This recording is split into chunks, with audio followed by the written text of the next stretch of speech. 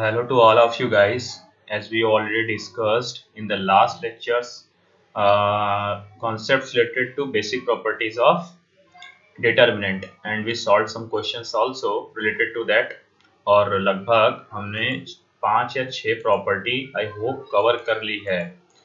तो उसके बाद से अब हम इस प्रॉपर्टी में थोड़ा सा आगे बढ़ेंगे and we will try to learn some other properties and they are also basics like जो प्रीवियस वन थी उनकी तरह ये भी बहुत बेसिक प्रॉपर्टी है. तो कुछ इसमें देखना कोई बहुत बड़ा पहाड़ नहीं है.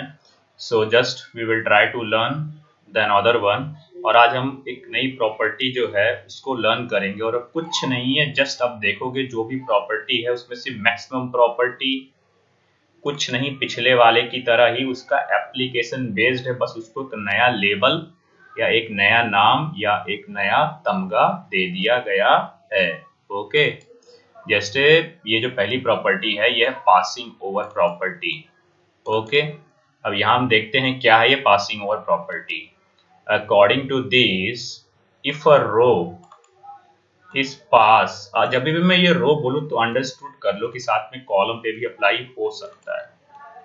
सेम चीज, जो भी प्रॉपर्टीज हैं, जो भी रो पर ऑपरेशनेबल हैं, जो भी जिन सब प्रॉपर्टीज का अगर रो पर ऑपरेशन हो सकता है उनका कॉलम पर भी होगा. ओके, तो ये नोट्स में अपने लिख लो कि इफ अ रो और column okay is pass over के रोज, then value of new determinant will be -1 raised to power k times value of the original determinant.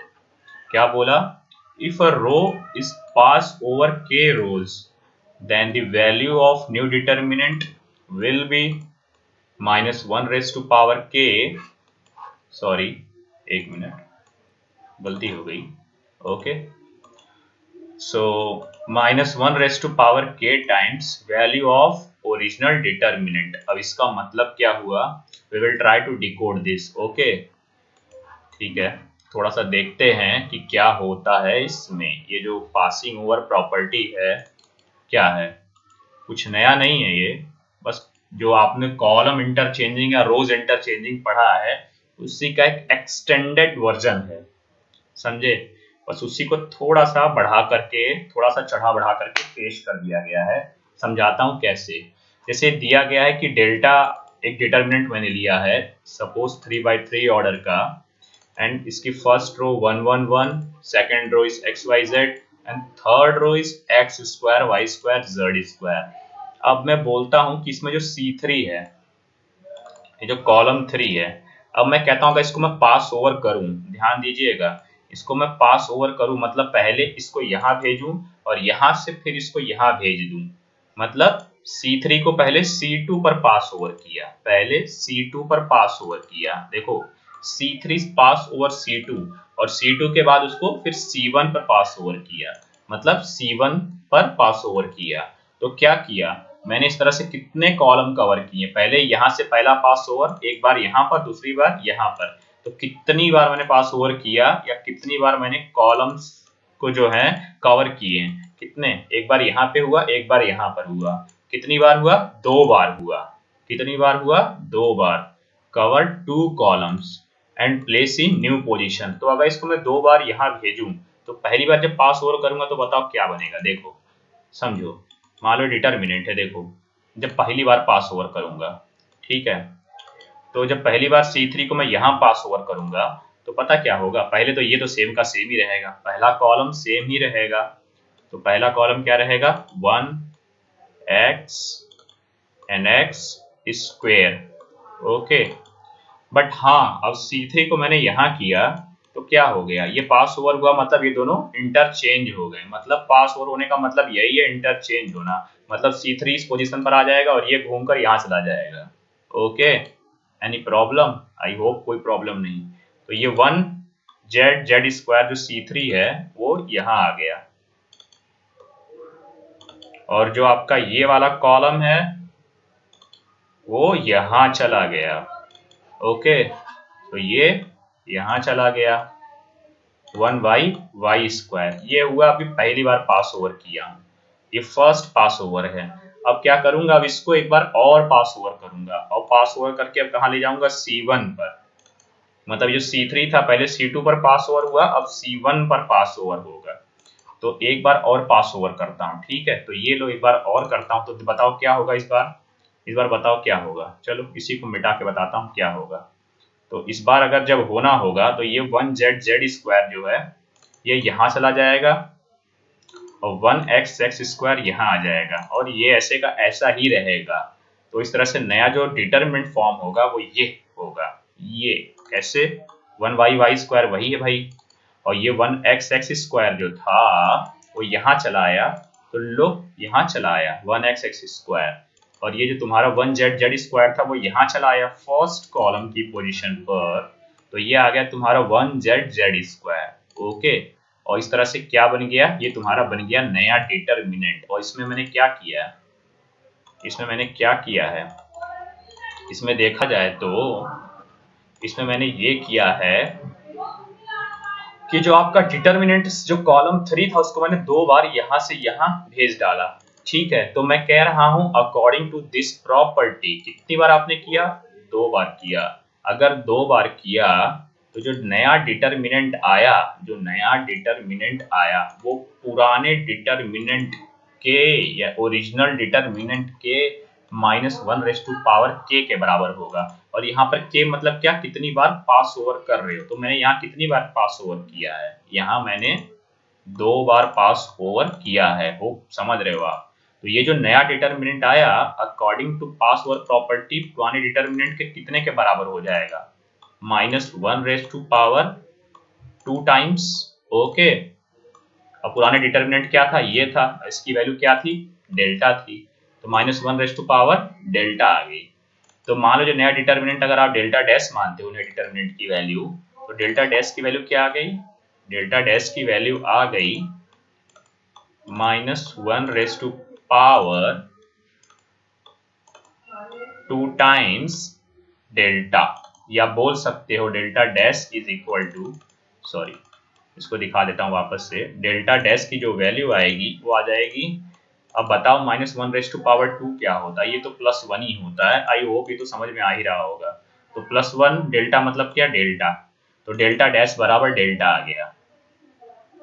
बस यही था इसका मतलब, और ये कुछ नई चीज नहीं, आपको समझाता हूँ कैसे।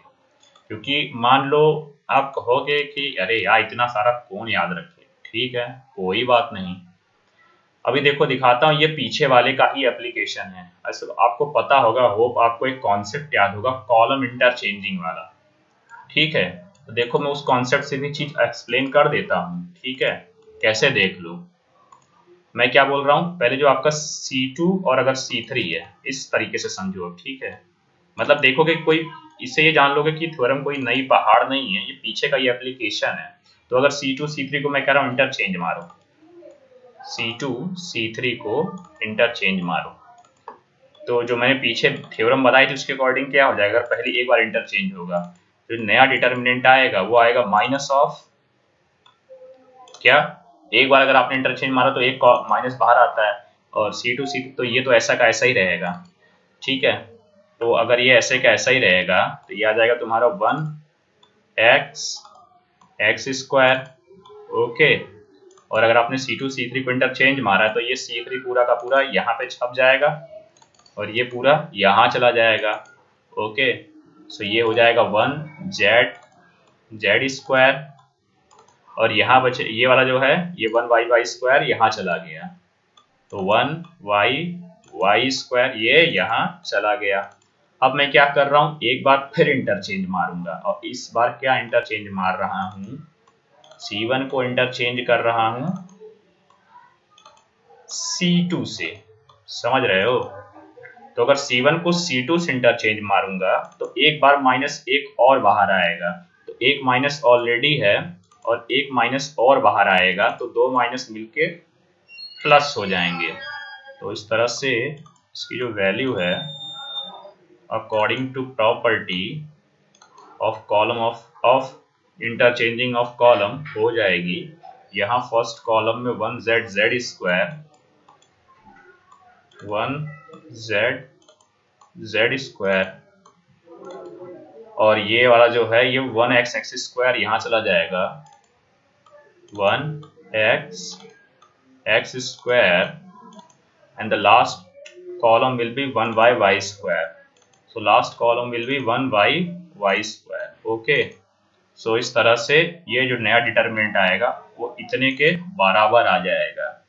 और यही तो मैंने अभी ये पासिंग ओवर प्रॉपर्टी से भी प्रूफ किया था कि नहीं किया था? देखो सेम चीज कि जो नया पुराना डिटरमिनेंट है वो नए डिटरमिनेंट डेल्टा के इक्वल आएगा। तो क्या था ये कुछ नहीं है, ये कॉलम इंटरचेंजिंग का बस एक वर्जन है। जनरल कर दिया मैंने कि -1⁻k, क्योंकि बार बार आप दो बार कॉलम को चेंज करके एग्जाम में दिखाओगे, कॉम्पिटिटिव एग्जाम में इतना टाइम नहीं होता है, तो इसलिए directly we will look from the point of view of passing over property. हम सीधे देखेंगे पासिंग ओवर प्रॉपर्टी के अकॉर्डिंग कि कितनी बार कॉलम को इंटरचेंज मारना है। मतलब जैसे एक बार यहाँ मारा, एक बार यहाँ मारा, 2 बार किया तो बस 2 बार -1 की पावर बाहर कर लूंगा। तो अगर 2 बार बाहर किया तो -1⁻² टाइम्स हो जाएगा, और जो भी नया कॉलम इंटरचेंज होके जो भी आएगा, मान लो ये 1z² यहाँ चला आएगा एक बार इंटरचेंज करने पर। और जो आपका अगर मैंने पहली बार जब पास ओवर यहाँ किया था तो ये 1y² इधर चला जाएगा, तो 1y² यहाँ चला जाएगा। और जब पहली बार पास ओवर के बाद जब दूसरी बार पास ओवर करूंगा, जब यहाँ 1z² यहाँ चला आया था, तो जब ये 1z² यहाँ जाएगा तो ये 1x² कहाँ चला आएगा? इस पोजीशन पर चला आएगा, तो बस 1x² चला आएगा। तो इस तरह से आप जो है डायरेक्टली पासिंग ओवर प्रॉपर्टी का यूज करके 2 लाइन को एक लाइन में खत्म कर सकते हो, उससे ज्यादा कुछ नहीं। अगर आप भूल रहे हो तो सीधे सीधे कॉलम इंटरचेंजिंग का जो बेसिक कॉन्सेप्ट्स है उसके थ्रू भी आप क्वेश्चन को कर सकते हो, इस बिना प्रॉपर्टी के यूज के। बट ये प्रॉपर्टी यूज करके आप स्मार्ट हो सकते हो। क्यों? क्वेश्चन सॉल्विंग में स्मार्ट हो सकते हो। Properties interchanging, sorry, column interchanging या जो आपका रो इंटरचेंजिंग मैंने बताया था, उस कॉन्सेप्ट भी है और इस कॉन्सेप्ट में कोई फर्क नहीं है, लेकिन वहां आपको जितनी बार हर बार कॉलम और रोज का इंटरचेंजिंग देखना होगा, उतनी बार माइनस माइनस अप्लाई करना होगा, या एक ही बार डायरेक्ट -1 की पावर k कर दो, डायरेक्टली सॉल्व हो जाएगा। तो ये कुछ नया नहीं है, ये बस उसी का एक वर्जन है, ठीक है। तो होप आप जिस तरह से आपको ठीक लगे तो उस तरह से क्वेश्चन सॉल्व करने की कोशिश करो। अगर नहीं तैयार होता है तो बेसिक्स से भी जा सकते हो, but try to go through the modern ways, okay. इससे क्वेश्चन सॉल्विंग आसान होती है। So hope you will understand this. तो मैं अगर प्रेफर करूंगा तो मैं तो कहता हूं कि इस मेथड से प्रेफर करो। एक बार में देखो कितना बार रो इंटरचेंज या कॉलम इंटरचेंज हुआ, -1⁻k कर दो। और अगर इससे नहीं हो रहा है तो कॉलम इंटरचेंजिंग के बेसिक कॉन्सेप्ट से चले जाओ, क्योंकि ऑलरेडी आपको पता है, ओके। जिससे मन करे उससे बना लो, कोई दिक्कत नहीं है। अभी मैं क्वेश्चन कराऊंगा, दिखाऊंगा किससे ज्यादा बनाना ठीक पड़ेगा, so don't be confuse for that. So we will move ahead. अगर थोड़ा सा कॉन्सेप्ट समझ में आया है मैं थोड़ा सा आगे बढ़ूंगा सीरीज में और देखता हूँ। एक क्वेश्चन देखेंगे, अच्छा सा प्यारा सा क्वेश्चन है, बहुत अच्छा क्वेश्चन है। और क्वेश्चन में क्या पूछ रहा है कि कह रहा है कि अगर λ² 3 लैम्डा, λ-1 λ+3, मतलब एक 3/3 का डिटर्मिनेंट है, उसके एलिमेंट है ये λ+1, इसमें -2 लैम्डा, यहाँ λ-4, यहाँ λ-3, यहाँ λ+4, यहाँ 3 लैम्डा। और ये बराबर दिया हुआ है कि मान लो कोई एक पॉलिनोमियल है 4th ऑर्डर का, उसकी वैल्यू है p λ⁴ + q λ³ + r λ² + s λ+t, okay. तो बोल रहा है t की वैल्यू फाइंड आउट करो। तो इसके मैं कह रहा हूं सबसे पहले इसके लिए 2 मेथड है। एक तो सुपर बच्चा मेथड, जो बच्चा मेथड हो गया, जो कि ऑलरेडी आपको पता है कि बेसिक्स के थ्रू कर लूंगा। कैसे क्या करूंगा? इसमें लेफ्ट साइड का क्या करूंगा? ओपन कर लूंगा। अगर बोर्ड में पूछा, अगर एक क्वेश्चन बोर्ड में पूछा तो किस तरह से करोगे? बोर्ड में अगर पूछा, देखो आइडियल वे जो करने का तरीका है वहां पे नंबर लूटने के लिए, 1 मिनट, वो है कि यहाँ पर आप क्या करोगे, जो लेफ्ट वाला जो आपका डिटर्मिनेंट है 3/3 का, इसका सिंपल एक्सपेंशन कर दोगे, मतलब सीधे सीधे R1 या R2 के अलॉन्ग एक्सपैंड करके वैल्यू निकाल लोगे और जो भी वैल्यू आएगी इसके बराबर कर दोगे। तो लेफ्ट में जो वैल्यू आएगी इसके बराबर कर दोगे। उसके बाद कोफिशिएंट्स जो भी आएंगे, मान लो ये भी 4 ऑर्डर का ही पॉलिनोमियल आएगा, तो अगर 4 ऑर्डर का ये पॉलिनोमियल जो भी आएगा वो इसके इक्वल कर दोगे, ये जो 4 ऑर्डर का पॉलिनोमियल है यहाँ पर। और इसके बाद जो जो भी, जैसे मान लो लैम्डा की पावर 4 वाला जो यहाँ पर टर्म आएगा उसको इस लैम्डा की पावर 4 के टर्म से इक्वेट कर दोगे। लैम्डा क्यूब वाला का जो टर्म आएगा उसको इससे इक्वेट कर दोगे, और जो लैम्डा स्क्वायर वाला जो टर्म आया रहेगा उसका जो कोफिशिएंट होगा उसको आर से इक्वेट करोगे। जो लैम्डा का टर्म आएगा उसके कोफिशिएंट को एस से, और एक कांस्टेंट टर्म आएगा, कांस्टेंट टर्म को किससे इक्वेट कर दोगे, 2 से, सॉरी टी से इक्वेट कर दोगे। ओके, जैसे मान लो यहाँ पे, अगर मान लो इसको सॉल्व करने पे मेरा आता लैम्डा की पावर मान लो 4 आया, ठीक है, सपोज करो, भी बता नहीं रहा हूँ, भी करके बताऊंगा कितना आएगा, बस बता रहा हूँ कैसे क्या है कि कैसे पॉलिनोमियल को इक्वेट करते हैं। आपको वो पता हो, अगर नहीं पता तो इसलिए मैं बता रहा हूँ।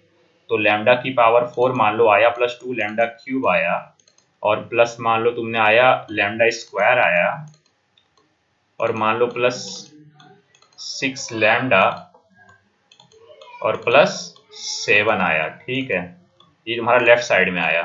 और तुम्हारा राइट साइड में क्या दिया हुआ है, राइट साइड में तुमको दिया हुआ है कि इसकी वैल्यू जो भैया वो है तुमको p lambda raise to power 4 plus cube lambda की cube plus r times lambda square plus s times lambda plus t। Okay, तो यहां से इक्वेट कितना आसान है करना, बताऊं कैसे इक्वेट करते हैं इसको।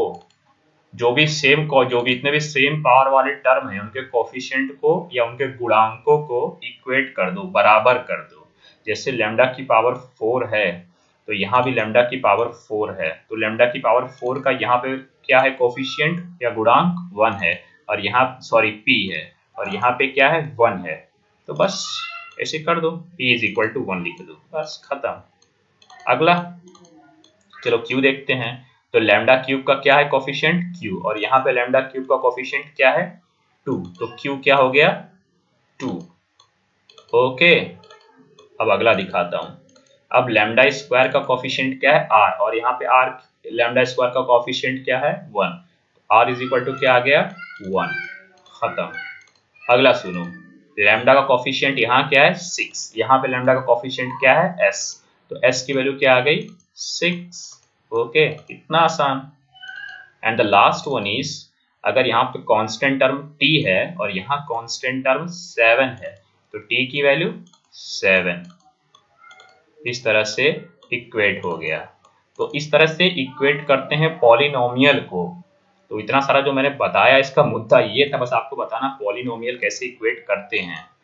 पता चल गया तो बस अब we will try to move to the question. बस मेरे को थोड़ा बेसिक बताना था क्योंकि हो सकता है कुछ लोग को पता ना हो इसका बेसिक्स, तो बस जस्ट मैं बेसिक्स बता रहा था कि इक्वेट कैसे करते हो, आप पहले सीखे हों इसको अर्ली क्लासेस में, ठीक है। सीखे हो तो अच्छी बात है, और नहीं सीखे हो तो भी बड़ी अच्छी बात है, क्यों, क्योंकि अब तो सीख लिए ना। अगर अभी भी प्रॉब्लम है तो कमेंट सेक्शन में कमेंट करके बताइएगा, ठीक है। वैसे होप सबको समझ में आ गया होगा, तो अगर समझ में आ गया तो चलो ठीक है, तो एकदम बेसिक तरीके से करेंगे अब एक बार तो। और अब एक बेसिक तरीके में बताऊं, एक चीज़ तो आपसे आशा नहीं है कि मैं बोलूं कि इसको 3x3 के मैट्रिक्स को, मैं डिटर्मिनेंट को सॉरी सॉल्व करके मैं खुद बताऊं। अब वीडियो पॉज करो, सॉल्व करो, ऑलरेडी मैंने टेक्निक बता दी है, सारे वैल्यू निकालो। वैसे पूछ तो यहाँ पे टी रहा है, लेकिन कॉन्सेप्ट क्लियर करने के लिए, क्योंकि इस समय तो एंट्रेंस है नहीं, यहाँ को सिर्फ टी निकालना है, तो इसलिए क्या करो, सारा का सारा सॉल्व करो और सब P Q R S T सब की वैल्यू निकाल के फाइंड आउट करो और चेक करो और देखो मेरे आंसर से मैच करता है नहीं, ठीक है। अगर करता है तो कमेंट सेक्शन में बताओ कि आपका आंसर क्या आ रहा है, और एनी प्रॉब्लम तो उसको भी बताओ, ठीक है। सो पॉज करके try to solve yourself and then come here, okay. It's your duty, you should solve the problem, ठीक है। एज आई ऑलरेडी डिस्कस्ड, कितने लेक्चर से बताते आ रहा हूँ कि प्रॉब्लम सॉल्व करनी है। सो अब मैं डिस्कस करता हूँ कि कैसे सॉल्व होगा। सॉल्व करने में क्या ही है, ऑलरेडी मैंने बताया था कि 3/3 डिटरमिनेंट को क्या ही है सॉल्व करना, 3/3 है। ठीक है, किसी भी एक रो या कॉलम के अलॉन्ग एक्सपैंड करो। चलो इसी मैं कह रहा हूँ इसी रो के अलॉन्ग एक्सपैंड कर रहा हूँ, R1 के अलॉन्ग, इसके अलॉन्ग ये जो तरीका तुमको बताया था इसे तुम खुद करोगे एक्सपैंड। ठीक है, कि लैम्डा स्क्वायर प्लस 3 लैम्डा, और तुम ये सब पार्ट डिस्कस नहीं होगा, ये पार्ट आपको खुद करना है। सारा मल्टीप्लिकेशन वगैरह ये सब जो है इसको मजबूत बनाना, तो कैलकुलेशन बहुत फास्ट करनी होती एग्जाम में। सो इसको आपको जितना तक प्रैक्टिस करो वही ठीक है। सो ये पार्ट मैं आप पे छोड़ूंगा, मल्टीप्लाई मैंने ऑलरेडी किया है, फिर भी आत्म संतुष्टि के लिए जरूर बताऊंगा कि सॉल्व करने पर पार्ट में आंसर यहाँ पर क्या आएगा। और टेबल अपने से मैच करिएगा, हो सकता है मेरा भी गलत हो सकता है, कि कैलकुलेशन वाला पार्ट दिल पे मत लीजिएगा। ठीक है, कैलकुलेशन आप भी करिए, मैं भी करता हूँ। ठीक है, तो हो सकता है एरर हो सकता है, क्योंकि यहाँ पर मेरा मेन मुद्दा जो है प्रोसेस बताना, कि क्वेश्चन को प्रोसेस कैसे सॉल्व हो रहा है। ठीक है, प्रोसेस कैसा है सॉल्व करने का। सो मेरा जो सॉल्व करने पर आता है भाई 4/4 का जो ऑर्डर का जो पॉलिनोमियल मेरा आया है, वो है मेरा -7 raise to power λ4 plus λ³ -11 lambda square plus 41 lambda. Comment करके बताना कितनों का सेम आ रहा है, अगर किसी का अलग आ रहा है तो वो भी बताएं। ठीक है, तो होप सबका अभी तक आ गया होगा। तो जो भी आया इसकी वैल्यू को मैंने क्या किया, दिए हुए वैल्यू के एक बराबर कर दिया, ऑलरेडी दिया है क्वेश्चन में, देखो ऊपर दिया है p λ³ plus p λ⁴ plus q⁵ plus r⁵² plus s⁵ plus t। Okay, जो दिया है मैंने उसके इक्वेट किया, तो यहाँ से p की वैल्यू -7 निकल के आई, q की 1, r की वैल्यू -11, s की वैल्यू 4 और t की वैल्यू 0। बाय द वे मुझे पूछा क्या था, मतलब बोर्ड का एग्जाम तो सारा पूछता, लेकिन यहाँ पे क्या पूछा है, यहाँ पे इसने पूछा है t की वैल्यू। तो t की वैल्यू क्या आई मेरी अल्टीमेटली, देखो सॉरी, तो t की वैल्यू यहाँ अल्टीमेटली 0 आ गई। तो जितनों का 0 आया है please comment in the comment section. Okay, कि 0 आया है, अच्छा लगेगा जान करके कि आपने सॉल्व करके 0 लाया है। ओके, सो आ गया। तो चलते थोड़ा सा स्मार्ट वे मेथड पे, क्योंकि इतना टाइम एग्जाम में नहीं होगा जेई के क्वेश्चन सॉल्विंग के लिए। ठीक है, you have only 2 to 3 minutes होते हैं आपके पास में, 4 मिनट सॉल्विंग के होते हैं। अब तो मान लो थोड़ा क्वेश्चन 75 कर दिए गए हैं, तो उसके अकॉर्डिंग क्या है, टाइम कम होता है। तो उसके लिए क्या है, थोड़ा सा फास्ट चलना होगा, इतना कैलकुलेशन इन्वॉल्विंग की जगह थोड़ा स्मार्ट बनना है। तो क्या करेंगे पता है, इस क्वेश्चन को एक तरीका जो सबसे फास्ट करने का, कि मुझे चलो टी ही निकालना है, PQRS तो निकालना नहीं है। तो मैं क्या करता हूँ, यहाँ पे लैम्डा अगर मैं 0 पुट कर दूँ, बताओ लैम्डा अगर मैं 0 पुट कर दूँ तो क्या होगा, ये लैम्डा की ये हो जाएगा 0 की पावर 4 p, खत्म हो जाएगा, 0 हो जाएगा, ये भी 0 हो जाएगा, लैम्डा वाले जितने टर्म है सब खत्म हो जाएंगे, ये भी खत्म, ये भी खत्म, बचेगा यहाँ t। और यहाँ पे लैम्डा स्क्वायर प्लस 3 लैम्डा है, यहाँ भी 0 रखोगे, क्योंकि सारे साइड 0 रखना है ना, 0 मतलब कहीं भी 0 रख दो। तो लैम्डा स्क्वायर प्लस 3 लैम्डा बचेगा। तो उसके अकॉर्डिंग क्या हो जाएगा, ये हो जाएगा लैम्डा स्क्वायर प्लस 3 लैम्डा अगर हो गया तो ये हो जाएगा तुम्हारा 0 स्क्वायर प्लस 3 इंटू 0, इसको सॉल्व करना, ये 0 आया। और यहाँ पे क्या आएगा 0 प्लस 1, तो ये आ जाएगा तुम्हारा 1। ठीक है, और इस तरह से सारे वैल्यूज पुट करने हैं आपको। देखो ये जो आया आपका 0 प्लस 1 आया। ठीक है, और लैम्डा -3 अगर यहाँ रखोगे तो 0 -3 रखोगे तो -3 आएगा, है कि नहीं। तो देखो नीचे -3 लिखा हूँ। ओके, एक एक एलिमेंट चेक कर लो भैया, कोई दिक्कत नहीं है। 0 -1 रखोगे तो -1 आएगा। ठीक है, देखो -1 लिखा हूँ मैं नीचे, देख लो -1 लिखा हूँ। ठीक, अगला -2 इंटू 0 तो 0 आ गया, तो 0 लिखा हूँ। ओके, अगर अगला 0 प्लस 4 तो क्या आया, 4 लिखा हूँ। ठीक, ये ठीक है। और इसी तरह से 0 प्लस 3 ये आया 3, और ये आया तुम्हारा ये आया तुम्हारा -4, 0 -4 और ये तुम्हारा 3 इंटू 0 तो आ गया तुम्हारा 0। तो ये वाला कॉलम क्या आया, -5 4 ये -5 नहीं है, 3 है, 3 -4, कहाँ चला गया आपका यार, कहाँ आ गया आपका, हाँ ये रहा, 3 माइनस 4 0। सो होप सबका डिटर्मिनेंट यही आया होगा, lambda is equal to 0 put करके। अगर आया है तो प्लीज़ टेल मी, ठीक है। इसमें कोई बहुत ज़्यादा स्मार्ट तरीका नहीं है कि बहुत ज़्यादा, तो कोई इसमें बहुत बड़ा महारत लगा दिया है कि इसको भी सॉल्विंग लैम्डा बराबर 0 पुट करना भी कोई बहुत बड़ी बात है।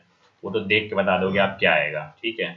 तो अगर ये समझ में आ गया तो देखो, और राइट साइड में क्या बचेगा, राइट साइड में सिर्फ टी बचेगा। क्यों? ये सब तो खत्म ही हो जाएगा लैम्डा बराबर 0 रखने पर। ओके, तो अगर ये आ गया तो ये आ गया मेरा टी का वैल्यू, डिटर्मिनेंट। क्या आ गया? डिटर्मिनेंट।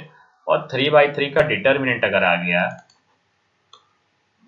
तो क्या, अब तो बहुत आसान है। अब तो डिटर्मिनेंट सॉल्विंग कितनी आसान बात है, किसी भी रो के अलॉन्ग अब तो नंबर में सॉल्व करना, फटाफट कर लोगे। पिछले लैम्डा की तरह तो इतने बड़े बड़े पॉलिनोमियल बनाने नहीं है, तो फटाफट आप सॉल्व कर लो और देख लो क्या आंसर आएगा। मैंने सॉल्व किया था, मेरा आंसर 0 आया है, और होप आपका भी 0 आए। और वैसे भी फर्स्ट मेथड से भी क्या आया था, 0, और सेकंड मेथड से भी क्या आया, 0।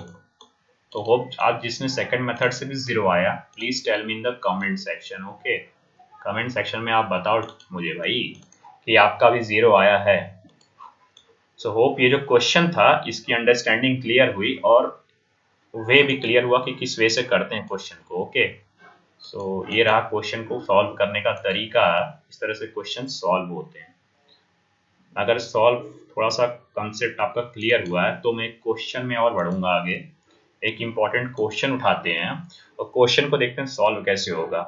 तो पूछ रहा है find the most simplified value, मतलब सॉल्व करके इसकी वैल्यू बताओ क्या आएगा। एक डिटरमिनेंट आपका दिया है x y z, x square y square z square, y z z x x y, और दूसरा दिया x square y square z square 1 1 1 x cube y cube z cube. अब बताऊं इसको जोड़ना है तो मैं क्या करता हूँ, जो मेरा पहला डिटर्मिनेंट है मैं उसको सॉल्व करने के लिए उठाऊंगा। एक बार आप वो खुद से ट्राई करो, then come here and then tell me अगर किसी का आंसर आता है, क्या आंसर आता है। और अगर if you are unable to solve me, अगर if you are unable to solve then come here. Okay, and watch the method. और किसी अगर मेथड मेरे से अच्छा है तो प्लीज कमेंट, ठीक है। अच्छा लगेगा जानकर भाई, और बताइए भी, मेथड शेयर भी कीजिए क्या है। तो जैसे मैंने क्या लिया, इसमें मैंने ले लिया, चलो पहले मैं पहला डिटर्मिनेंट को देख लेता हूँ, दोनों को जोड़ना है, ठीक है, हिंदी भाषा में। तो मैं पहला जो डिटर्मिनेंट है पहले मैं उसको देखता हूँ क्या है भाई ये। तो मैंने इसको जो पहला डिटर्मिनेंट उसको मैंने D1 से नाम दे दिया, चलो ये D1 है, इस डिटर्मिनेंट को मैं D1 बोल रहा हूँ, और इस वाले को मैं क्या बोलता हूँ, D2 बोलता हूँ, ठीक है। तो पहले मैं D1 को देखता हूँ D1 की वैल्यू क्या है। तो चलो मैं D1 को उठा लिया, ये जो है ये पूरा डिटर्मिनेंट इसको उठा लिया, ठीक है, इसको उठा लिया। तो ये क्या है, एक्स वाई जेड इसकी पहली रो है, दूसरी रो इसकी x square y square z square, तीसरी क्या है y z z x x y है, ठीक है। अब मैं क्या करता हूँ, अब मैं एक ऑपरेशन करता हूँ। कौन सा ऑपरेशन, कि जो फर्स्ट कॉलम है इसमें मैं एक्स से मल्टीप्लाई करता हूँ और एक्स से डिवाइड करता हूँ। मतलब एक बार इसमें एक्स से डिवाइड और एक्स से मल्टीप्लाई फर्स्ट कॉलम में। तो ये जो x है, x बाई एक्स किया तो मैंने क्या किया, इस वाले x को इसमें इंसर्ट कर दिया। और इसी तरह से सेकंड कॉलम में y से मल्टीप्लाई y से डिवाइड, तो y वाला जो मैंने डिवाइड वाला पार्ट है वो अंदर रखा, और ये जो y से मल्टीप्लाई है इसको मैंने क्या किया, इसको मैंने इसमें इंसर्ट किया। और इसी तरह से 1/z इंटू जेड भी मैंने किया, और ये वाला जो z है इसको मैंने थर्ड कॉलम में घुसा दिया। तो जब इस तरह से आपका बाहर क्या बचेगा, ये वाले पार्ट तो आपको मैंने बाहर के लिए छोड़ दिए, 1/x 1/z, sorry 1/z 1/y 1/x, इसको बाहर किया तो क्या बचेगा 1/xyz। ओके, और जो ये वाला x वाला पार्ट मैंने इसको अंदर इसमें यहाँ लिया, तो ये अगर अंदर गया तो क्या आ जाएगा मल्टीप्लाई होके, इसमें मल्टीप्लाई होगा अगर x का x से तो x स्क्वायर, इसमें मल्टीप्लाई हुआ x का x स्क्वायर से तो x क्यूब, इसमें x का वाई जेड से मल्टीप्लाई हुआ तो आया एक्स वाई जेड। ओके, इसी तरह से y का सेकंड कॉलम में खुद से मल्टीप्लाई करके देखो क्या आएगा, वो आएगा y square y cube y z x. Hope समझ में आया होगा। और जो ये वाले z है इसका अगर मैं थर्ड कॉलम में मल्टीप्लाई करता हूँ तो आएगा z का z से जेड स्क्वायर का z से जेड क्यूब, और z का एक्स वाई से जेड एक्स वाई। तो वही लिखा है Z² Z³ ZXY। ओके, सो वो ये जो पार्ट था क्लियर हुआ। अगर ये पार्ट क्लियर हुआ भैया तो दिखाता हूँ आगे क्या होता है, आगे क्या करामात इसमें होता है। तो देखो आगे क्या करता हूँ। आगे जो है इसमें एक चीज है, मैं क्या करता हूँ, थर्ड रो से देखो ZXY कॉमन दिख रहा सब में, XYZ और कहीं कुछ कॉमन नहीं मिलेगा, चाहे रो में चाहे कॉलम कहीं भी चले जाओ। ठीक है, तो XYZ अगर कॉलम है, सॉरी कॉमन है, तो मैं क्या करूंगा XYZ को बाहर कर लूंगा। तो XYZ मैंने बाहर कर लिया और नीचे XYZ डिवाइड में था और अंदर क्या बचेगा। अगर मैंने फर्स्ट रो में तो मैंने कुछ कॉमन नहीं है तो फर्स्ट रो को ऐसे ही छापा, सेकंड रो को ऐसे ही लिखा। तो फर्स्ट रो क्या था x² y² z², वो वैसे का वैसा ही। Second row x³ y³ z³ और थर्ड रो क्या आ गया, XYZ कॉमन करने पर 1 1 1 और ये कट जाएगा 1, ये तो मतलब कट के 1 हो गया। ठीक है, तो अंदर क्या बचा x² y² z² x³ y³ z³ 1 1 1। अब देखो मैं ऑपरेशन करता हूँ इस पर, रोज इंटरचेंजिंग या कॉलम इंटरचेंजिंग का। वो कैसे करूंगा उसके लिए बार मैंने क्या बताया था कि हमेशा प्रॉब्लम के पहले देखो कि पीछे वाले प्रॉब्लम में रोज और कॉलम किस हिसाब से हैं। तो उसमें क्या है x² y² z² पहले पोजीशन पर है और यहाँ देखो ये किस पोजीशन पर है भाई, यहाँ पर है ये पहले पोजीशन पर। तो इसको तो कोई दिक्कत नहीं चेंज करने में, इसको ऐसे रहने दो, क्यों छेड़ो जो जैसा है।